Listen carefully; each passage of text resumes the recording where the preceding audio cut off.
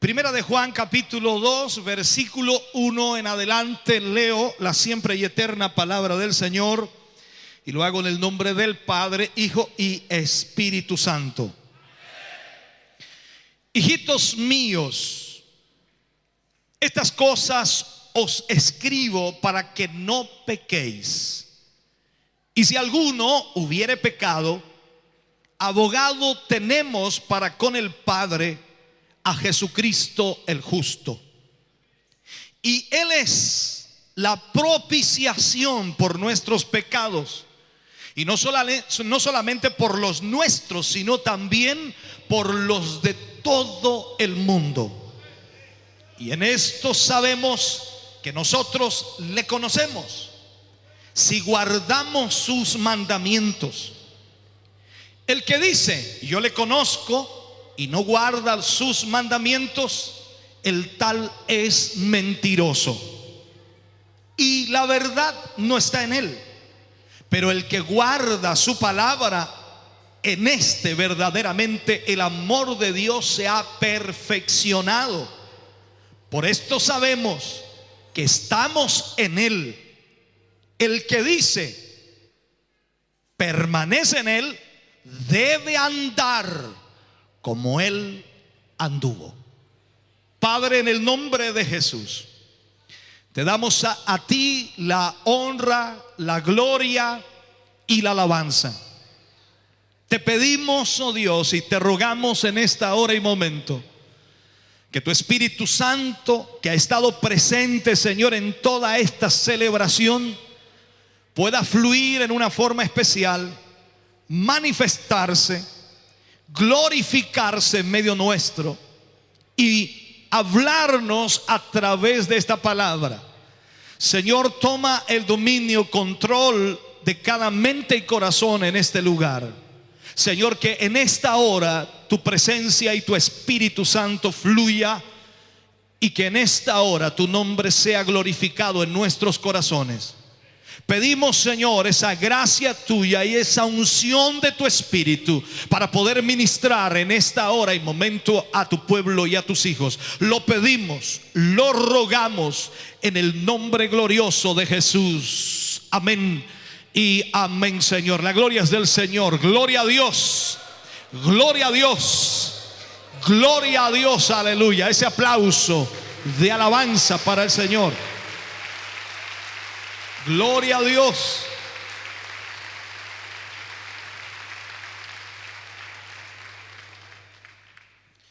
Bien, vamos entonces a ir a la palabra del Señor. Espero no tomarme mucho tiempo, aunque es difícil.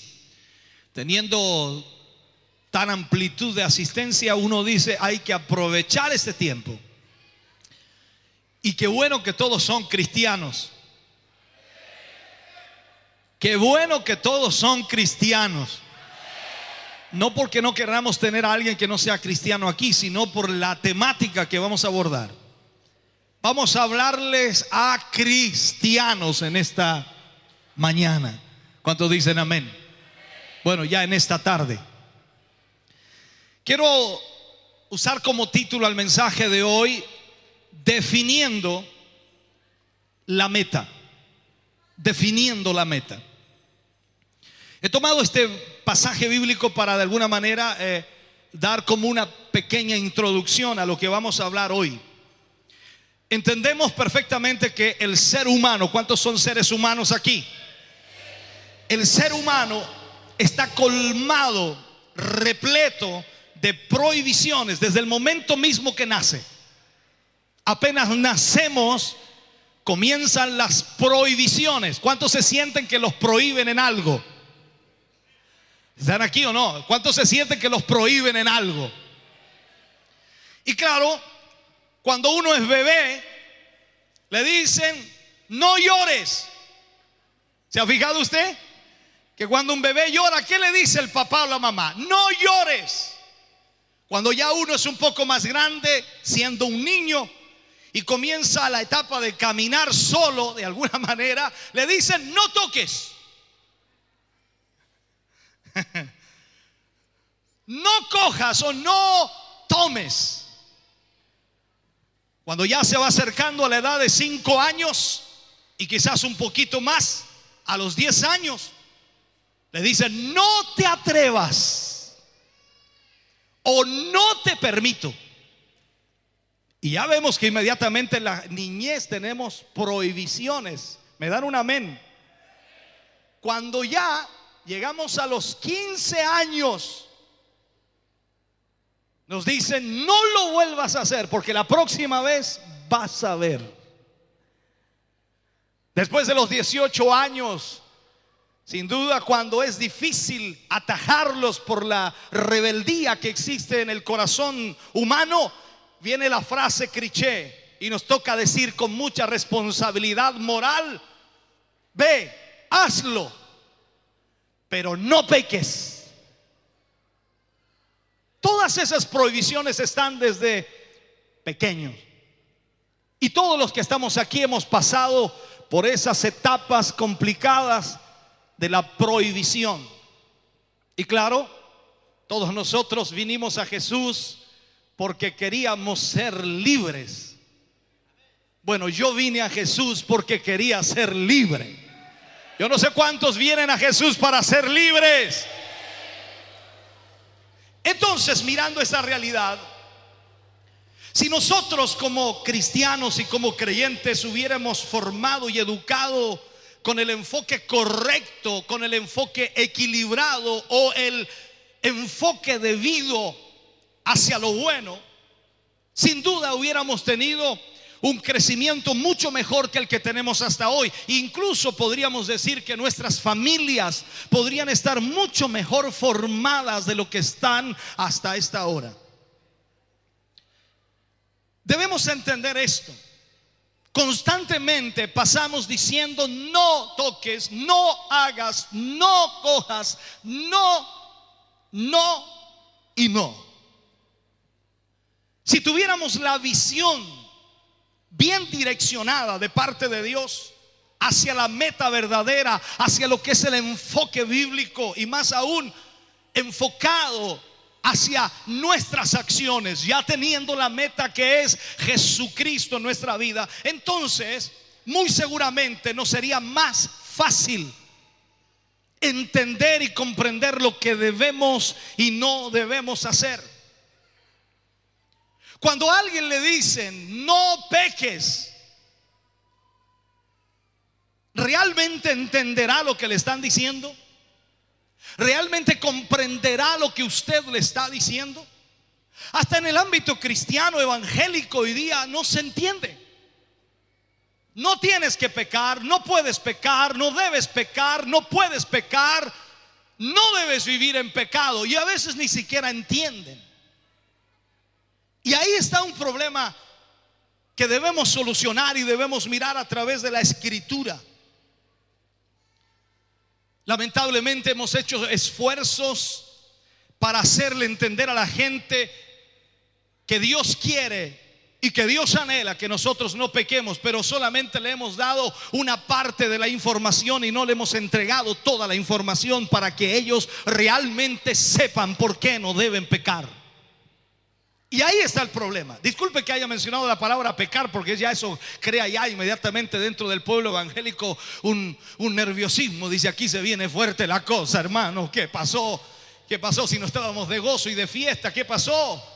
Pero la verdad es que necesitamos entender esto. Como creyentes nos proyectamos a vivir en Cristo. ¿Me da un amén? Y necesitamos encontrar entonces la manera de derrotar el pecado en nuestra vida. Cada uno de nosotros necesitamos saber, entender y comprender perfectamente cómo podemos derrotar el pecado en nuestra vida. ¿Cuánto les gustaría aprender eso?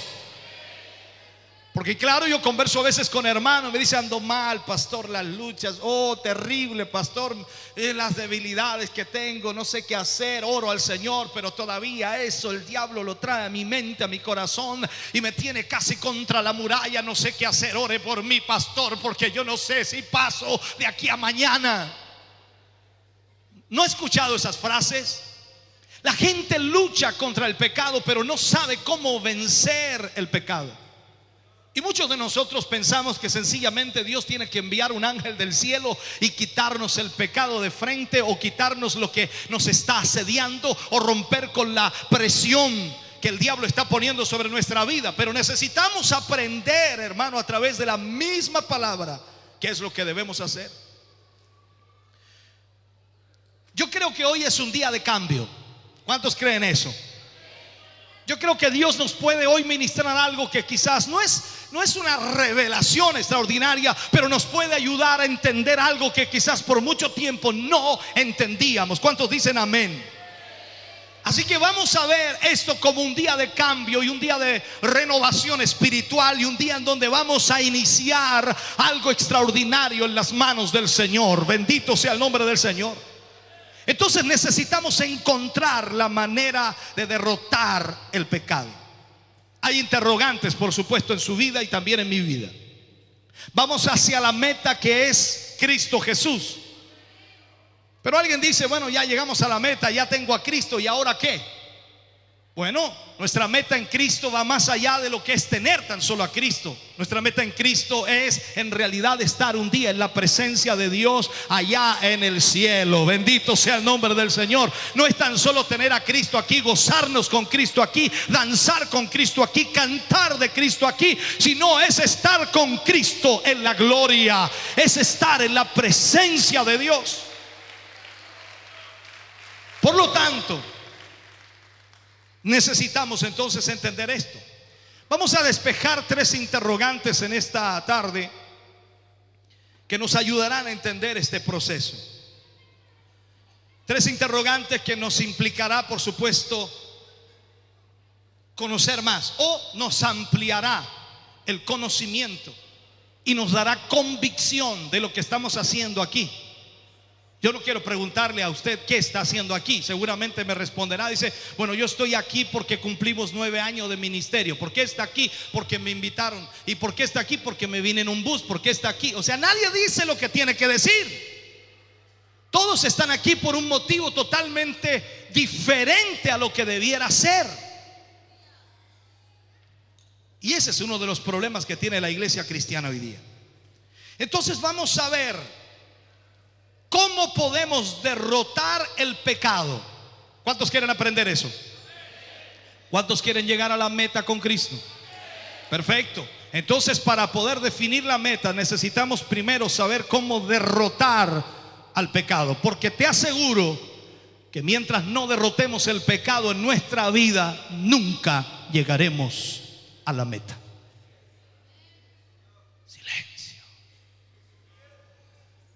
Ese es el problema que necesitamos hoy día despejar. La pregunta que tienen todos, aún los evangélicos, nosotros los evangélicos: ¿qué es pecar? ¿Se ha hecho esa pregunta usted? Porque cuando el pastor le ministra, le enseña, le guía y le dice a la iglesia que no puede pecar, que no puede vivir en pecado, que no puede transgredir las normas de Dios, en realidad usted pregunta y dice: ¿pero qué es pecar? Ahora todo es pecado. Son exagerados, son extralimitados, son terriblemente legalistas, dice usted. Pero miremos la realidad. ¿Qué es pecar? Según lo que tenemos en el versículo, los versículos que leíamos, aparece la primera parte ahí: hijitos míos, estas cosas os escribo para que no pequéis. ¿Me está escuchando? Pecar viene del término griego hamartano, que significa errar el blanco. Errar el blanco. El problema grave de la iglesia es que cuando peca está errando en el blanco. Yo nunca tuve buena puntería siendo muy joven. Recuerdo que en un tiempo aparecieron esas cosas redondas en donde le tiraba uno de esos, ¿cómo se llama? Plumilla, dardos, gracias, esos son del diablo también algunos. Y claro, y yo nunca tuve buena puntería. Y habían unos muchachos del curso que pero ¡fua! En el centro. Y yo nunca le apuntaba al blanco, hermano. Ojalá no siga así, ¿no? Y quizás algunos de aquí también tienen una puntería horrible, pero otros también deben tener una puntería bárbara para apuntarle al blanco. Pero pecar significa errar el blanco. Y nosotros tenemos un blanco. La palabra de Dios dice que debemos seguir el blanco, que es Cristo. ¿Cómo le apuntas a Cristo, hermano? Si esto no es un asunto de agarrar una pistola, un rifle y le pegué a Cristo, un dardo y le pegué a Cristo. Y nosotros tratamos de entender eso, y no se trata de eso. Se trata en realidad de algo mucho más profundo que tirarle puntería a algo. Y el problema es que constantemente estamos errando en el blanco y ni siquiera nos damos cuenta que hemos errado. Después tienen permiso para danzar, hermano, si pueden. Pecar significa desviarse de un objetivo o dejar de alcanzar una meta. Pecar significa desviarse de un objetivo o dejar de alcanzar una meta que ofrece beneficios, una meta que ofrece satisfacción, una meta que ofrece premio.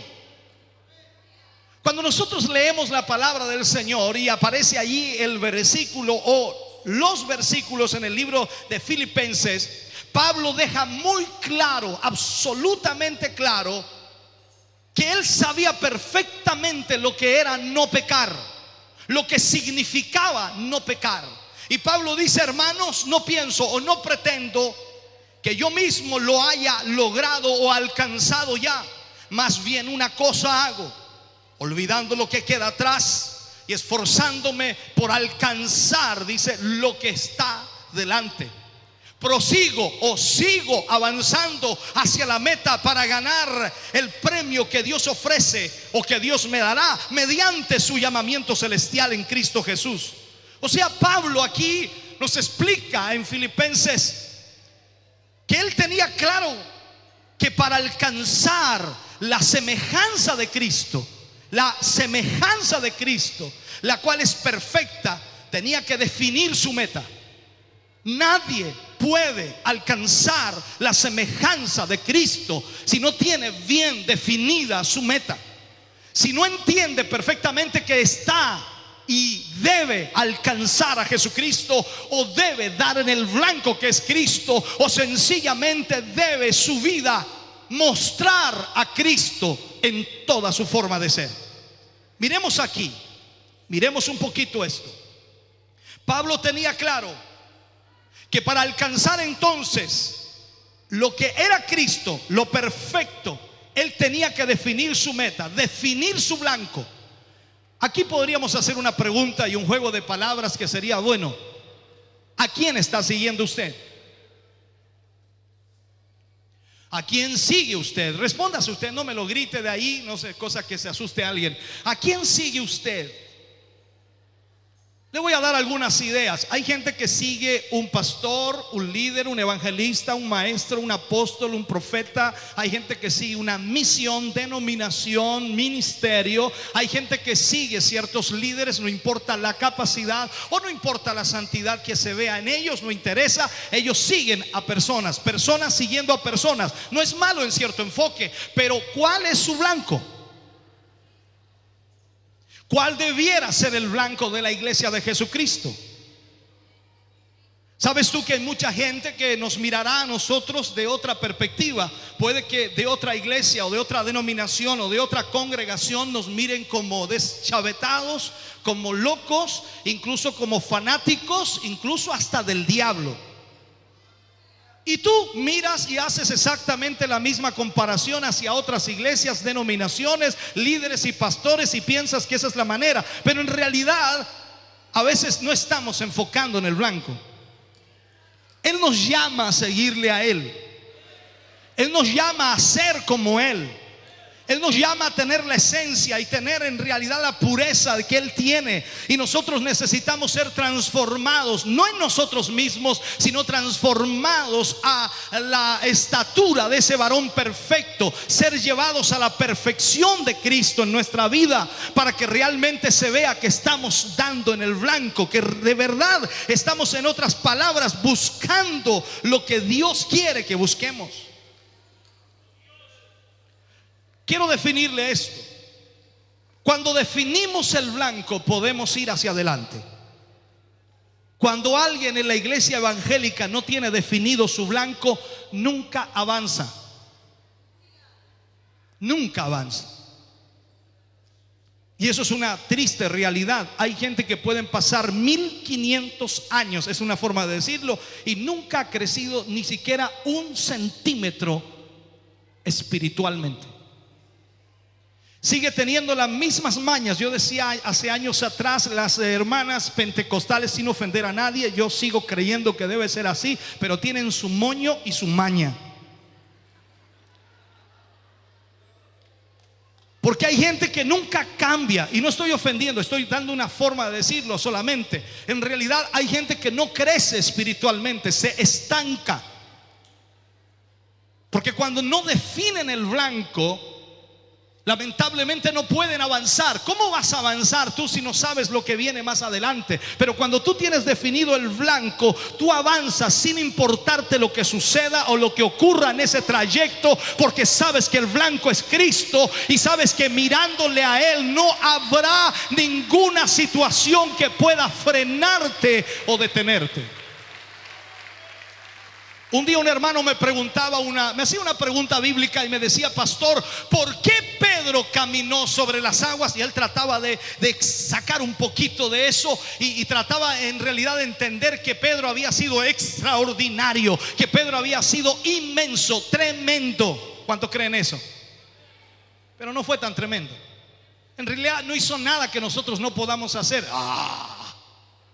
No, nada que nosotros no podamos hacer. ¿Sabes por qué Pedro caminó? Y te doy la respuesta. ¿Y sabe por qué Pedro se hundió? Punto número 1: Pedro caminó porque tenía el blanco. Cuando Pedro se bajó de la barca, no se bajó por su propia cuenta. No fue él solo porque decidió ir, sino fue porque Jesús le dijo: ven. Cuando tú tienes el blanco, Jesús está allá y te dice: ven. Es como cuando cantamos: ven a Él, pecador. Esa es la realidad. Tenemos el blanco y lo seguimos, no importa cuántos obstáculos hayan en nuestro camino.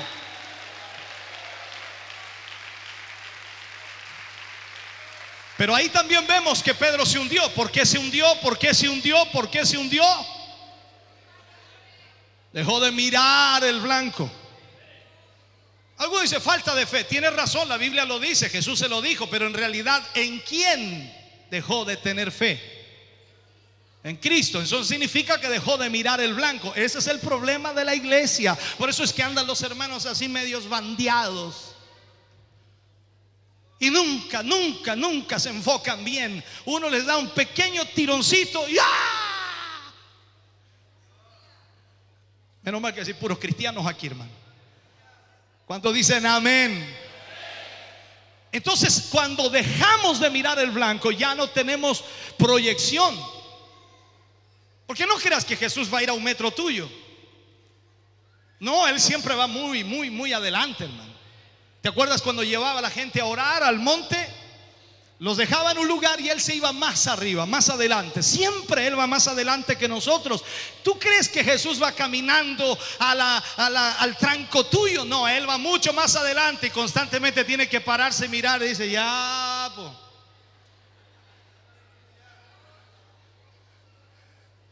Porque hay algunos que no avanzan, hermanos. Disculpe, porque han dejado de poner su mirada en el blanco. ¿Cuántos me dan un amén? Entonces Pablo sabía que en la meta había un premio. ¿Cuántos saben que en la meta hay un premio? Aleluya, ¿qué premio será, no? Pablo sabía que en la meta había un premio. Él lo dice al final de su carrera: he peleado la batalla, he corrido la carrera y sé que me espera, aleluya, la corona que el Señor juez justo me dará en aquel día. O sea, no he corrido en vano, no he peleado en vano, porque el Señor me tiene un premio. Aleluya. Entonces él sabía. Ese premio que Pablo sabía que existía emanaba de Dios. No es un asunto humano esto, es de Dios. Por lo tanto, no le interesaba a Pablo por ningún motivo desviarse del objetivo que era Cristo. A Pablo no le llamaba la atención desviarse para derecha o izquierda, si sabía que al final de su carrera, siguiendo a Cristo, teniendo esa meta, sabía que había un premio. Aleluya. Si tú supieras que hay un premio al final de tu carrera, ¿te desviarías? Ya unos saben que tienen el premio de la vida eterna. El hecho de llegar allá arriba, hermano, es extraordinario. Vida eterna. Lo digo de nuevo, vida eterna. Yo sé que para algunos que no son creyentes esto es algo escéptico, pero la verdad es que la Biblia dice que tendremos vida eterna. Aleluya.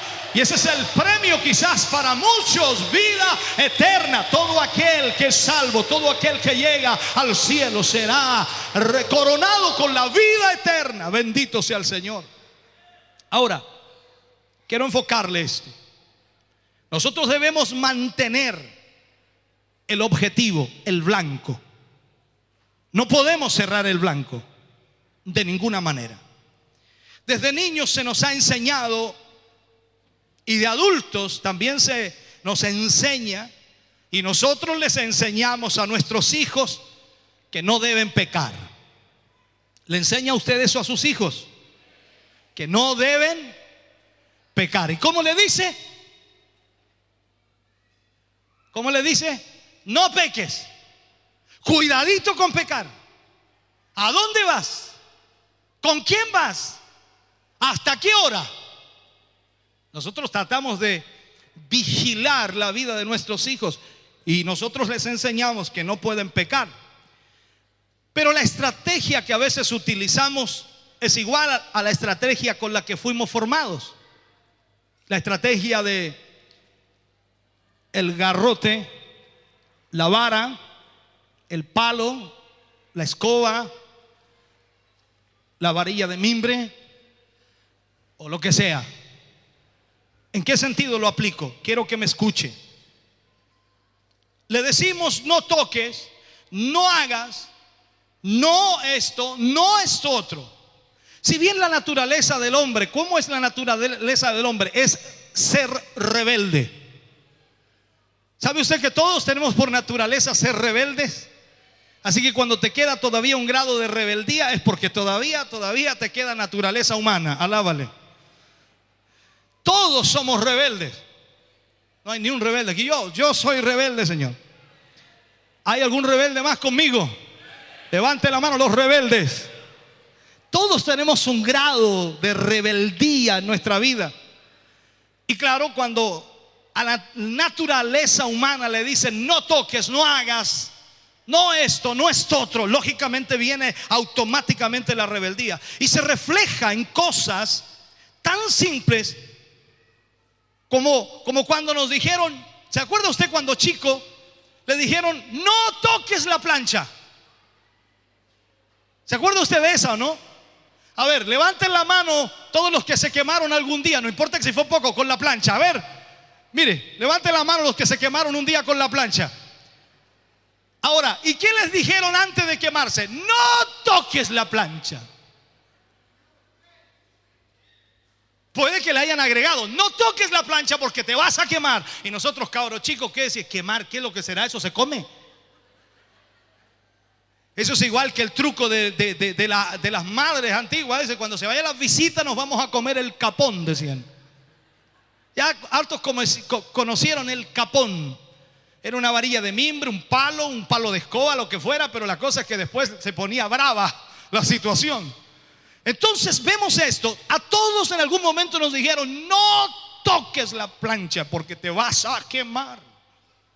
Ahora, la reacción de niños y la reacción de cualquier niño, de cualquier infante, de cualquier joven, incluso de cualquier adolescente, es escuchar, interpretar y sacar deducciones. Eso lo hacemos instantáneamente. Somos rápidos para hacer eso nosotros. Escuchamos y tratamos de ver lo que nos dijeron para saber qué es lo que nos dijeron, o sea, interpretar lo que nos dijeron, y luego de eso entonces sacamos las conclusiones. Y se fija que las conclusiones que sacamos no fueron correctas, porque no teníamos toda la información.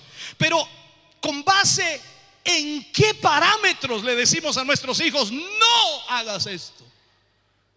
Y creo que ahí está nuestro error. Miremos un poco esto. Si de niños no conocíamos el significado de quemarse, lógicamente no teníamos idea de lo que nos estaban diciendo. Finalmente el niño viene y toca la plancha y se quema. Recién viene a palpar lo que significa quemarse y viene a aprender lo que es quemarse.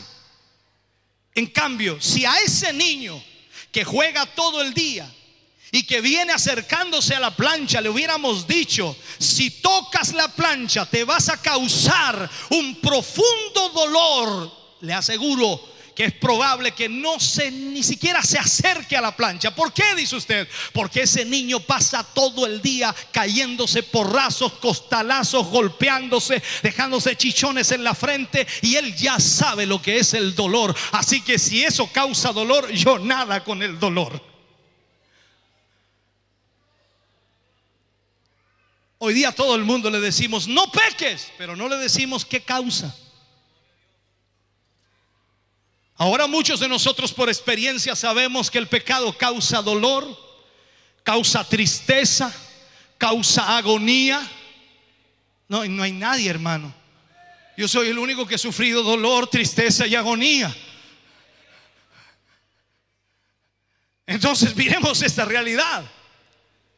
Miremos esto. Pablo podría haber dicho diferente a los filipenses y haberles dicho: hermanos, imítenme a mí que yo no peco.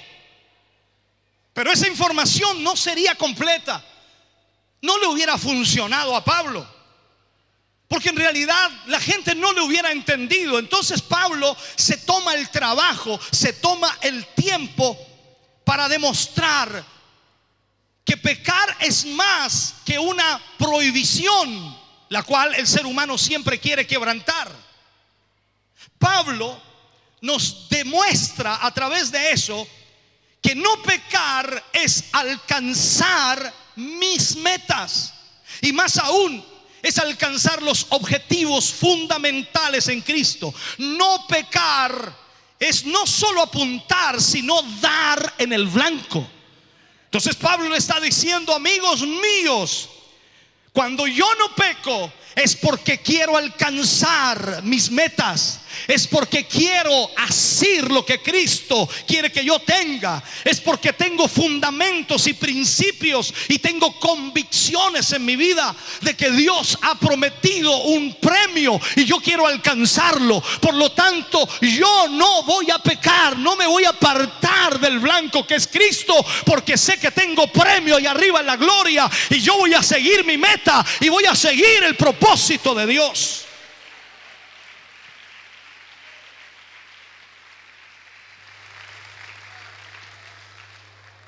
Ahora, de alguna forma, conociendo que pecar es desviarse del propósito de Dios, desviarse de los objetivos que el Señor tiene para nosotros,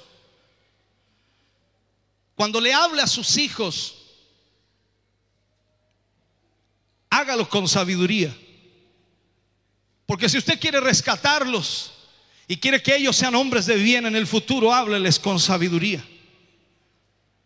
Podríamos poner un ejemplo: un padre preocupado por su hija, ya más de adolescente, casi joven, estudiando en la universidad, y le dice: hija, recuerda que tu futuro está en juego.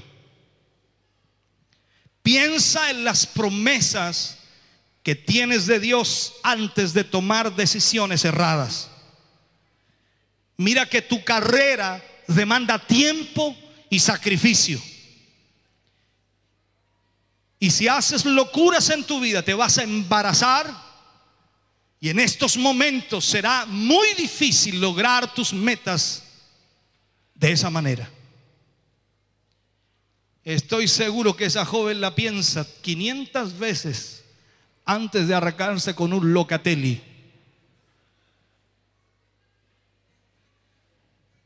Pero si usted solamente la ve entrar por la puerta, le dice, cuidadito. La niña no tiene idea de qué cosas debe tener cuidado. Lógico, ella sabe el bien, mal, pero el mundo es hoy día un mundo corrupto. Hay un libertinaje y la mentalidad de las personas está lamentablemente desviada totalmente. ¿Cuántos dicen amén? Hebreos 12:1 dice: por tanto nosotros también, teniendo en derredor nuestro tan grande nube de testigos, despojémonos de todo peso y del pecado que nos asedia, y corramos, ¿qué cosa? Con paciencia la carrera que tenemos por delante, puestos los ojos en Jesús. Usted termina la frase: puestos los ojos en Jesús, Él y consumador de la vida. O sea, nosotros debemos tener paciencia en esto, hermano. Hay cosas que no se lograrán de la noche a la mañana. A veces creemos que Dios es como el mago que de un sombrero saca un conejo, y pensamos que si a Dios le pedimos, Dios hace así y está. Hay cosas que requieren paciencia. Y tú no vas a lograr ser lo que quieres ser porque tan solo lo quieres. Necesitas apuntar el blanco. Necesitas ir hacia esa meta que Dios ha puesto en tu vida para que puedas lograrlo. Todas las cosas no vendrán de la noche a la mañana, y tenemos procesos en la Biblia increíbles sobre la vida de los hombres de Dios. José vivió experiencias terribles, pero Dios tenía planes para él. Y eso se lo demostró antes de tener todo un proceso. Le da sueños que ni siquiera José los entendía, pero más tarde serían extraordinarios, porque sin duda se cumpliría la promesa del Señor. Dios lo pondría como segundo en un país, y escúcheme bien, importantísimo, y vendría a ser tan importante que sus hermanos y su padre se inclinarían ante él como el gobernante principal de ese lugar. Es increíble lo que Dios hace anticipadamente para decirnos: te tengo algo, te tengo algo, te tengo algo especial para el futuro. Por lo tanto, ahora mira la meta, por favor, apunta al blanco, no te desvíes ni a la derecha ni a la izquierda, sino que camina en dirección de esa meta, porque te tengo algo especial. Sé que te duele, sé que sufres, sé que tienes problemas, sé que tienes dificultades, sé que la cosa se te pone pesada, pero mira el blanco, porque tengo algo para ti. Y yo hablo y cumplo. Yo no soy hombre para mentir, ni hijo de hombre para arrepentirme. Él habla y Él ejecuta.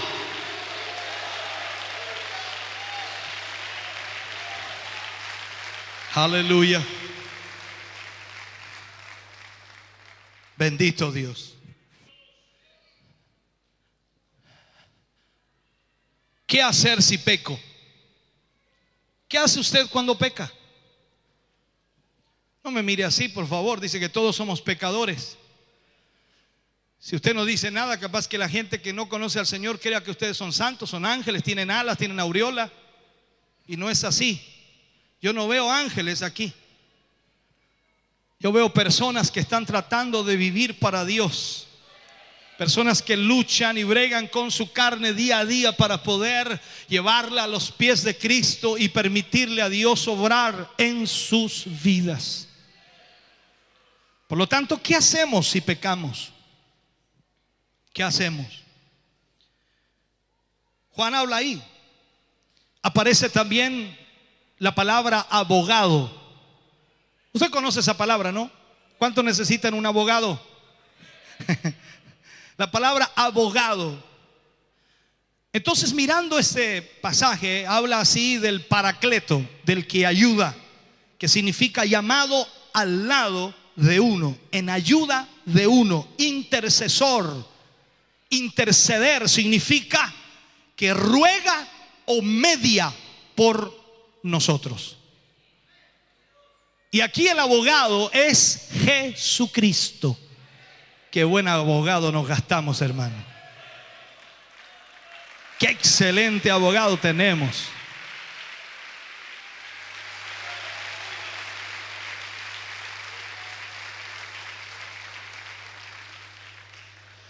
Dice la Escritura que el que peca debe comparecer ante el Padre. Mirando esta realidad y esta perspectiva, debe comparecer ante el Padre. Toda persona que comete pecado o falta tiene derecho a presentar su defensa. Lo voy a poner así. No se va a presentar solo, sino que se va a presentar acompañado. Habla de los hijos de Dios aquí. Y claro, tiene uno que fue dado para estar a su lado. Tiene uno que estará siempre a su lado para darle ayuda, para rogar por usted. Y ese intercesor se llama Jesucristo. Él está abogando, como dice la Escritura, constantemente por nosotros. Siempre está abogando. Te aseguro, hermano querido, que cuando nosotros decimos que la misericordia de Dios nos tiene aquí, la misericordia es un atributo de Dios, no es una persona, no es una cosa, es un atributo de Dios, es parte de la realidad de Dios. Por lo tanto, esa misericordia viene a través de lo que hace Jesús por nosotros. Si el Señor te ha cuidado hasta ahora, si el Señor te ha protegido hasta ahora, es porque Jesús ha abogado por ti, te ha defendido frente al Padre, y la misericordia de Dios te alcanza. Es por eso que estamos aquí en esta hora, porque la misericordia de Dios ha llegado sobre nuestra vida.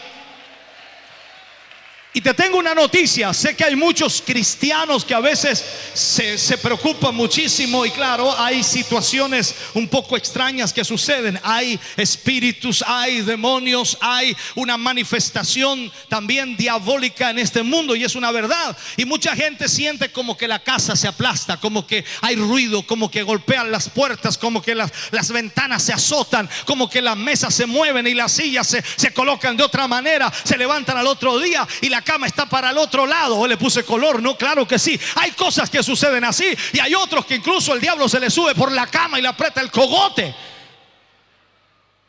Eso aprieta el cuello, hermano, y quiere inmediatamente como ahogarlos.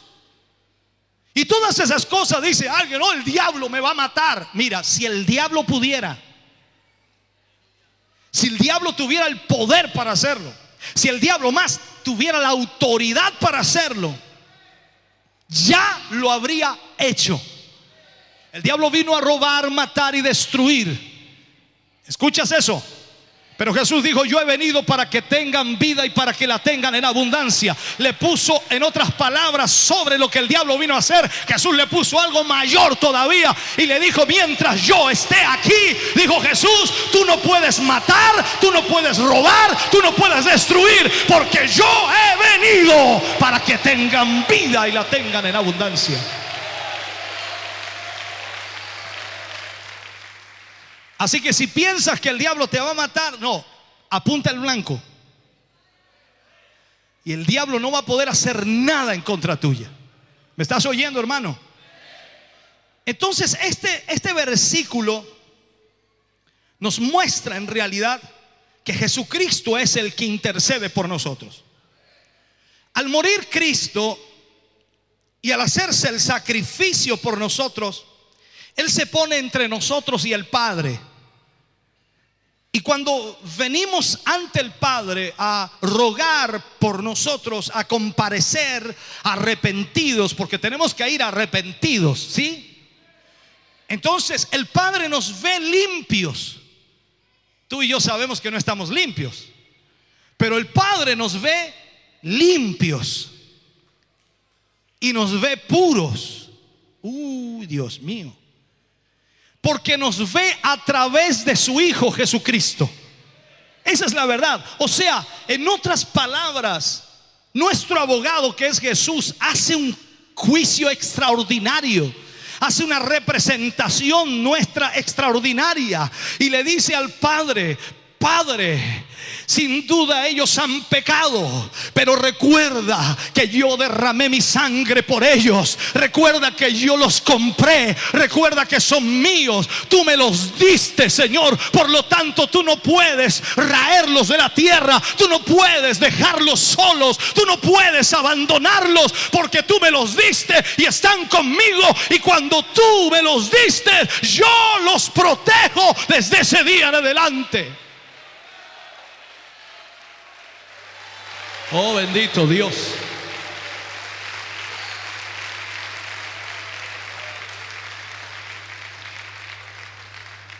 Constantemente nosotros debemos examinar nuestro interior, nuestra vida, y tomar una actitud de arrepentimiento ante el Señor. No crea usted que solamente en un llamado al altar para arrepentimiento debe venir. Usted en su hogar, en su casa, en su cuarto de oración debe constantemente arrodillarse arrepentido en su corazón por algo malo que ha hecho, pensado, ha visto o ha realizado. Nosotros dependemos del amor de Dios. ¿Cuántos dicen amén? Por lo tanto, una vez que hemos ido a la presencia de Dios arrepentido, pedimos a Jesucristo que interceda ante el Padre por nosotros. Y solo esta manera y esta forma será de una forma maravillosa, visto el perdón por nuestros pecados. Y ante el Padre estaremos sin pecado alguno. Y ante el Padre estaremos a la semejanza de Cristo, porque Él nos está mirando a través de su Hijo. Entonces, si nosotros pecamos, debemos arrepentirnos. Eso sería estar mirando el blanco. Cuando una persona pierde la convicción del pecado, cuando pierde el concepto de que es pecador y cree que ya es santo, justificado por el simple hecho de ser un creyente asistente a una congregación o a una iglesia, ha equivocado el blanco, ha errado.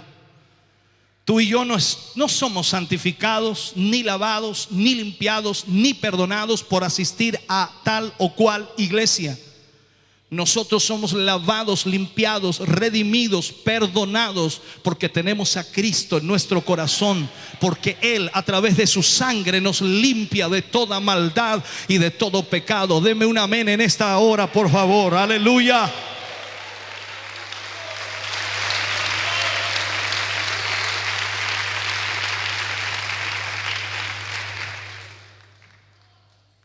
La tercera pregunta que tenemos que despejar y última, gracias a Dios, dice alguien: ¿cómo dejar de pecar? ¿Cómo dejar de pecar? Cuando nosotros conocemos al Señor, es cuando dejamos de pecar. Es imposible dejar de pecar sin conocer a Dios. Cuando realmente tú conoces a Dios, dejas de pecar. Eso lo dice la Escritura. Versículo 3 al 5 explica ese trasfondo. La palabra conocer viene del griego ginosco y significa o expresa una relación entre una persona y el objeto conocido, donde lo que es conocido es de muy alto valor para el que lo conoce. Te pregunto en esta hora, ¿conoces a Dios? ¿Conoces a Dios? ¿Qué tanto valor tiene Dios para tu vida? ¿Qué tanto valor tiene Dios para nuestras vidas? ¿Lo valoras realmente? ¿Es todo Dios para ti? Porque a veces usamos palabras muy hermosas en nuestra forma de hablar y decimos: no, el Señor es todo para mí, el Señor está en primer lugar, el Señor es maravilloso, el Señor es extraordinario. Pero cuando pueda voy a ir a la iglesia.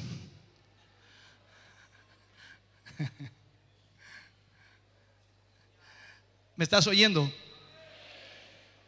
Cuando conocemos realmente a Dios, sabemos quién es Dios. ¿Sabe? Yo trataba de analizar en la teología, mirando la perspectiva de Dios, y sabe, quedé pasmado, porque en realidad Dios es tan grande, hermano. O sea, no sé cómo explicártelo. Uno a veces ve cosas pequeñas y uno mira las hormigas y dice, uy, que son pequeñitas, son chiquititas. El mundo de las hormigas, pero nosotros somos más pequeños que las hormigas y Dios nos mira de arriba. En otras palabras, Dios tiene que usar el microscopio para poder vernos. No es que no pueda vernos, nos ve, pero en el sentido de la magnitud. Somos tan pequeños que deberíamos estar, puedo plantearlo así, felices, contentos, orgullosos, regocijados de tener a un Dios de nuestro lado, de tener a Dios en nuestra vida, de que Él nos haya permitido, escúcheme bien, tenerle en nuestro corazón, de que Él nos permita ser sus hijos. Es extraordinario. Juan dice que cuando recibimos a Jesús pasamos a ser hijos de Dios, hijos e hijas de Dios. Tengo el apellido de Dios. Extraordinario.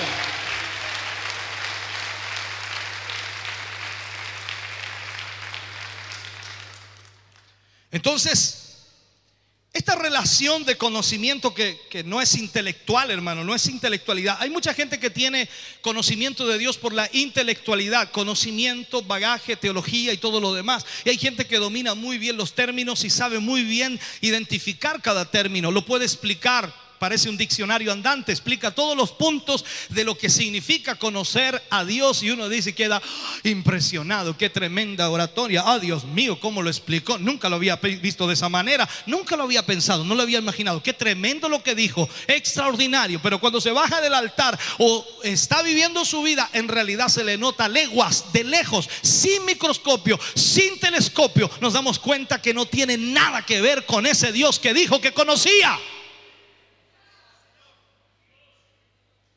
Entonces esto no es algo intelectual.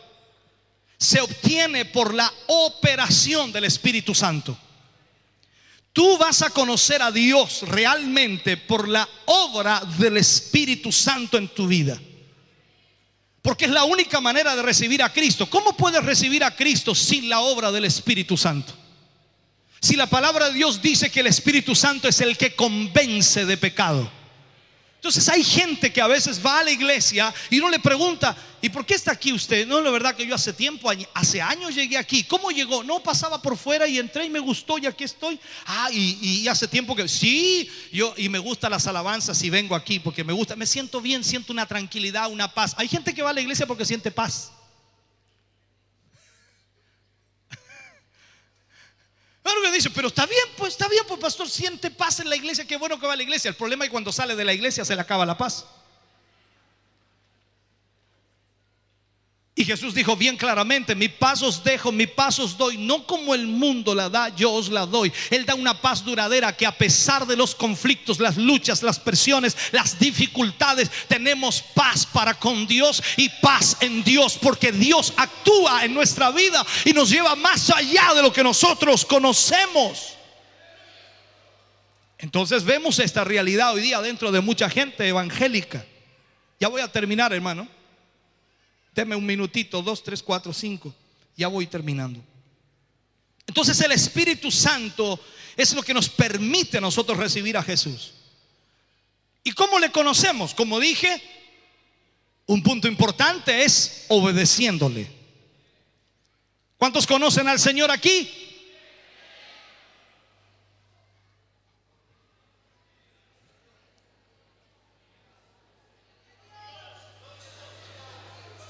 Significa que todas esas manos que se levantaron lo conocen y al mismo tiempo le obedecen.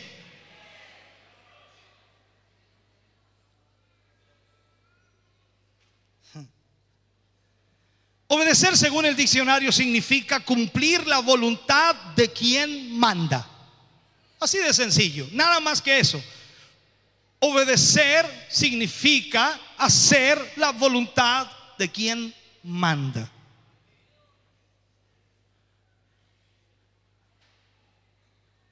¿Obedece usted a Dios?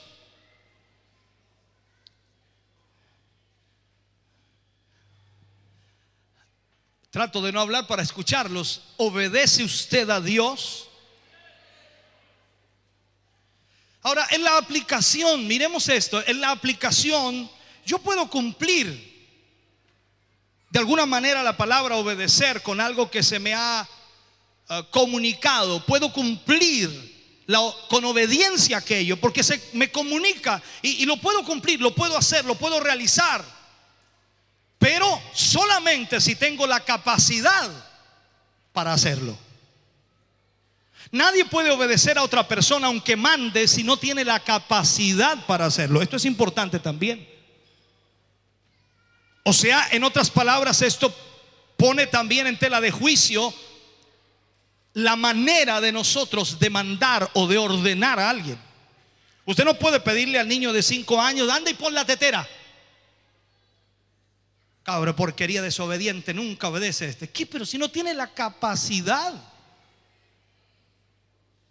O sea, la obediencia que Dios nos pide es de acuerdo a nuestra capacidad. Así que si Dios te pide algo es porque sabe que tienes la capacidad. No vengas con excusa ante Dios.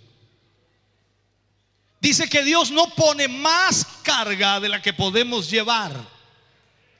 Por lo tanto, Él sabe perfectamente qué capacidades tenemos. Increíblemente, antes de que alguien te examine, te vea, te escuche hablar y te diga: tú tienes ciertas capacidades, tienes cierta intelectualidad, tienes cierta noción de estas cosas, tú tienes una personalidad muy importante, qué sé yo, no sé. Antes que alguien te evalúe, Dios sabe perfectamente las capacidades que tienes, porque Él te creó, Él te formó y Él te está desarrollando día a día y te lleva a un crecimiento para que tú puedas ser usado para la gloria de Dios. Tienes capacidades dadas por Dios en tu vida.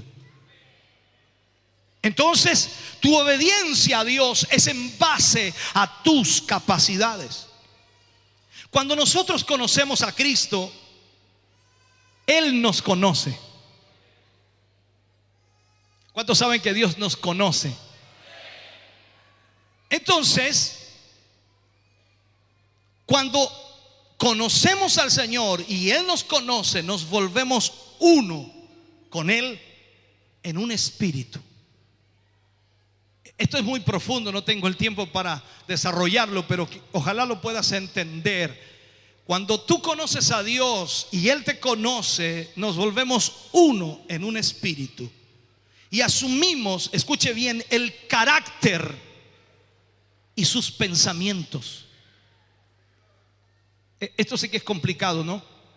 Asumimos el carácter y sus pensamientos. Y es ahí cuando comenzamos a cumplir su voluntad, teniendo en cuenta que nunca nos pide algo que no seamos capaces de hacer por Él. En otras palabras, nunca Dios te va a pedir algo que tú no puedas hacer, porque Él te conoce perfectamente. Más aún, te lo digo de esta manera en castellano, porque Él está en ti y sabe que lo puedes hacer, por eso te lo pide.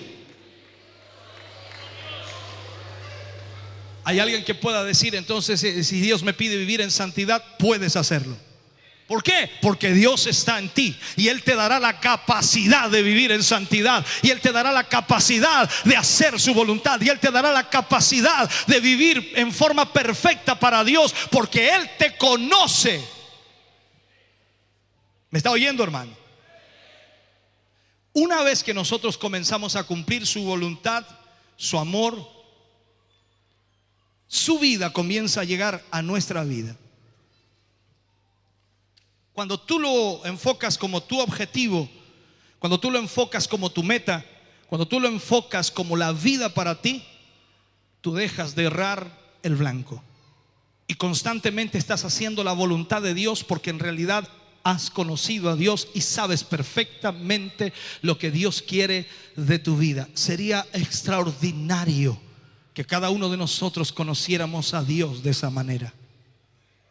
Las preguntas ya no estarían tanto en tu vida como: ¿qué hago? cómo lo hago, por qué debo hacerlo, no sé qué hacer, estoy confundido, no sé cómo hacerlo, la verdad que no entiendo, no comprendo. No estaría toda esa cantidad de preguntas, porque ya conoces a Dios, sabes quién es Dios, y Dios ministraría tu corazón a través del Espíritu y a través de su palabra para hacer la voluntad de Dios. La iglesia sería diferente, te lo aseguro. No habría ni siquiera rencillas, celos, contiendas, envidias. Sé que algunos usan la base y dice: Pablo dijo, es necesario que hayan disensiones entre vosotros para saber quién es quién. No, la palabra dice que hay que dejar crecer la cizaña juntamente con el trigo, y el Señor la apartará. Sí, lo sé que lo dice, pero no es la forma de que la iglesia viva constantemente en eso. Creo con todo mi corazón que cuando la iglesia conoce a Jesucristo, Él cambia a la iglesia, Él transforma a la iglesia, le da una nueva vida, le da nuevas convicciones, nuevos propósitos.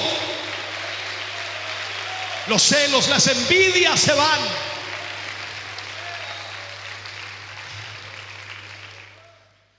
Yo podría decir incluso que algunas iglesias lo único que tienen como propósito es pelear.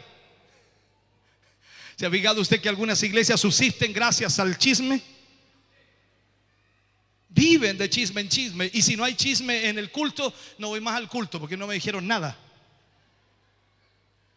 No hay nada nuevo. ¿Se ha fijado usted en eso? No me mire así. Yo llevo muchos años dentro de la iglesia evangélica y he visto cada caso, hermano, de todos los tópicos. Y de verdad que hay gente que vive en base solamente al chisme. Se mete en la vida de todo el mundo, se mete en la casa de todo el mundo, se mete en los nombres de todo el mundo, y en realidad siempre está tratando de sacar lo malo de allá o de acá, y al final nunca mira para adentro y mira su vida. En realidad debiera reflejar la vida de Cristo en su propia vida, para que los demás vieran que hay algo que se puede hacer mejor de lo que están haciendo ahora. Ojalá dejara de hablar tanto de sus hermanos y comenzar a hablar más de Cristo. Ojalá dejara de pelar tanto y comenzar a hablar de Cristo, porque eso cambiaría la mentalidad de la iglesia y estaríamos demostrando que conocemos a Dios, porque el propósito de Dios es levantar su nombre para que le conozcan allá afuera.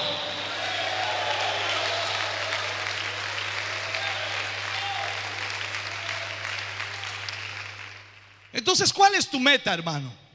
¿Cuál es la meta de la iglesia?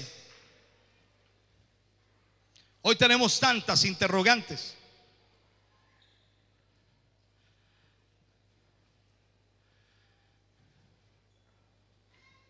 Cuando tenemos plena claridad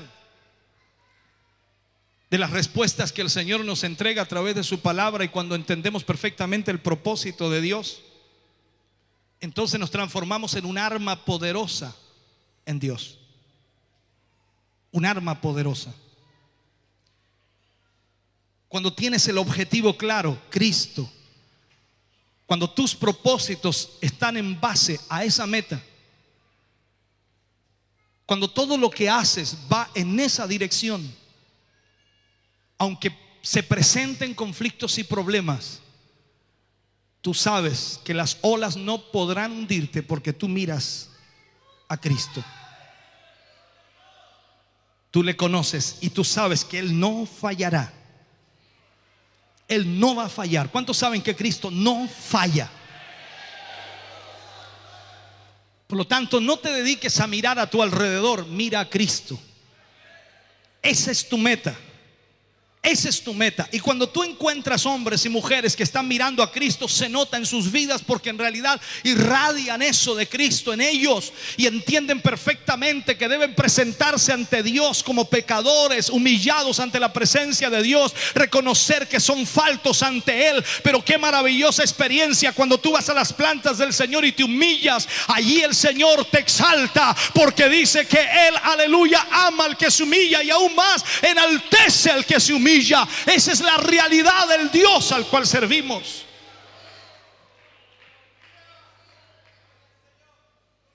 Cuando tú conoces a Dios y vas al Señor, y este es un punto importante, por eso es que tenemos en la iglesia un montón de gente que viene al altar 1500 veces a pedirle perdón por el mismo pecado. Disculpa que toque esto. 1500 veces a pedirle perdón a Dios por el mismo pecado. Se nota que no conoces a Dios. Es que yo pequé, ¿cuándo? Hace 20 años atrás yo pequé. y fue grande mi pecado. Yo le pedí perdón al Señor y no sé si me ha perdonado. ¿Y cuántas veces he venido al altar? 1500 veces. Y ahora vengo por última vez a ver si Él me perdona. Y la verdad que no he podido hacer nada en la iglesia desde aquel tiempo. Se nota que no conoces a Dios. Dice la palabra de Dios que Él no desprecia un corazón contrito y humillado. O sea, tú vienes humillado ante el Señor para pedir perdón y Él derrama su sangre ¡fua! Y te perdona, te limpia y borra tus rebeliones, borra tus pecados y nunca más, me gusta, nunca más se acuerda de ellos.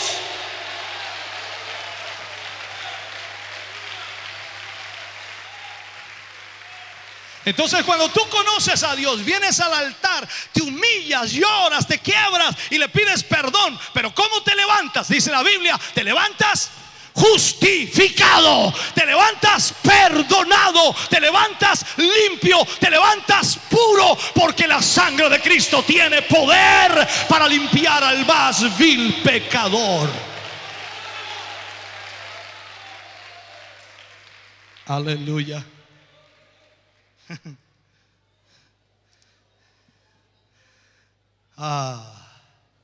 Por eso ya no habrá sentimiento de culpa en ti de ese pecado que le pediste perdón. Y cuando tú conoces a Dios, escúchame bien, yo sé, y quiero decir algo más fuerte todavía, y ojalá lo diga bien para que no lo malinterprete, pero hay mucha gente evangélica cristiana que peca todos los días. ¿Y qué debe hacer?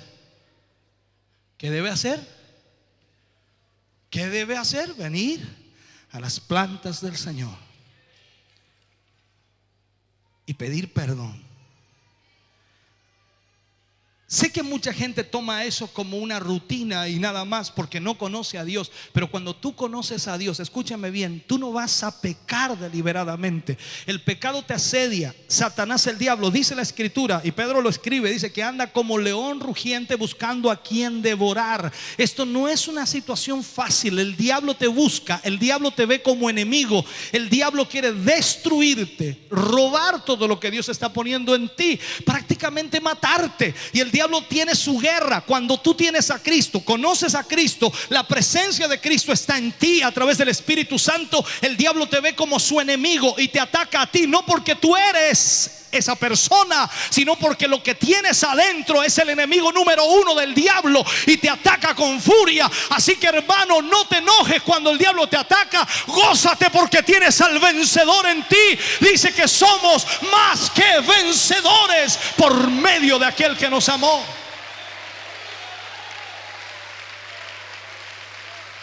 Aleluya.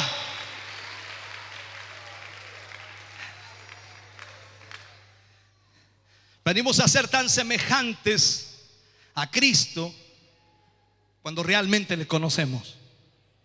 ¿Me estás oyendo?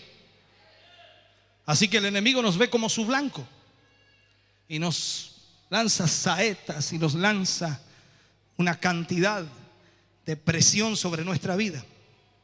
Efesios dice: sobre todo, tomad el escudo de la fe, con que podáis apagar todos los dardos del fuego del maligno. O sea, tomemos el escudo de la fe. ¿Cuáles son esos dardos? Por allí, por el libro de Gálatas 5, 19 al 21 los habla. Son varios dardos: adulterio, fornicación, inmundicia, lascivia, idolatría, hechicerías, enemistades, pleitos, celos, iras, contiendas, disensiones, herejías, envidias, homicidios, borracheras, orgías y cosas semejantes a estas. En otras palabras, eso no va a parar, no se va a detener. No pienses que conociendo a Cristo todo eso se acabó. El diablo te va a seguir lanzando toda su artillería encima, pero gózate, Cristo está contigo.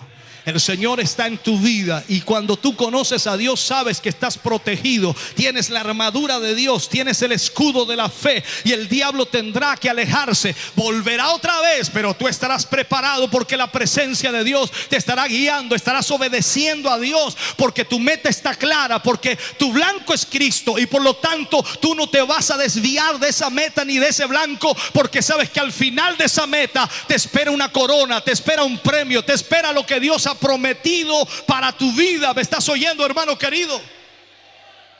Así que los dardos que el diablo te lanza no te tocan. Se convierten, escucha, para nosotros en blancos cerrados. El diablo te tira y te tira y te hierra. Es como cuando Saúl quiso matar a David con la lanza. David, aunque estaba tocando el arpa, con el rabo del ojo estaba mirando a Saúl, porque ya sabía que Saúl estaba endemoniado.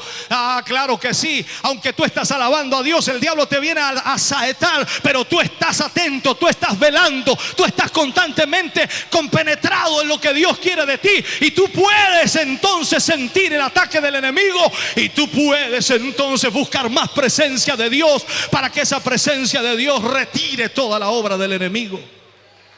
Aleluya. Así que lo que tenemos que hacer es no distraernos más, apuntar al blanco, definir nuestra meta. Y cuando definimos nuestra meta en Cristo, entonces derrotamos al pecado. El pecado nunca va a dejar de existir mientras estemos sobre esta tierra. Así que por más que la iglesia trate de evitar hablar del pecado, lamentablemente existe. Creo que debemos saber enfocarlo nada más, para que la iglesia pueda entonces derrotar al pecado. Es terrible saber que la iglesia vive en pecado, actúa en pecado. En realidad es terrible. Por eso es que necesitamos conocer a Dios, para tener las herramientas, las armas, el poder, la unción para hacer retroceder al diablo y todas sus acechanzas. Tú y yo estamos aquí en esta hora porque entendemos perfectamente que vivimos una lucha espiritual. Comprendemos que estamos en una lucha terrible, y lo que más necesitamos es que hoy día el Señor nos ayude. ¿Puedes ponerte de pie, por favor?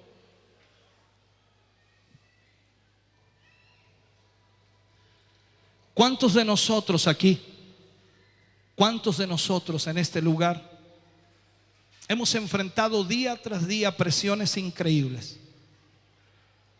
Y lamentablemente, y lo digo así, lamentablemente, aunque servimos a Dios de alguna manera, no le conocemos como debiéramos conocerle.